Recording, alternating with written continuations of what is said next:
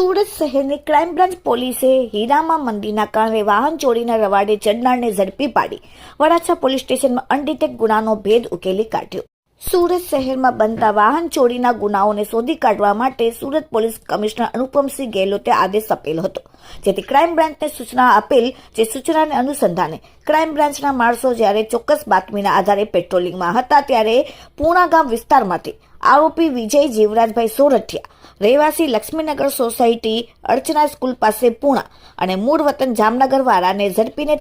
તેની પાસેથી hero Splendor plus motorcycle number GJ05LN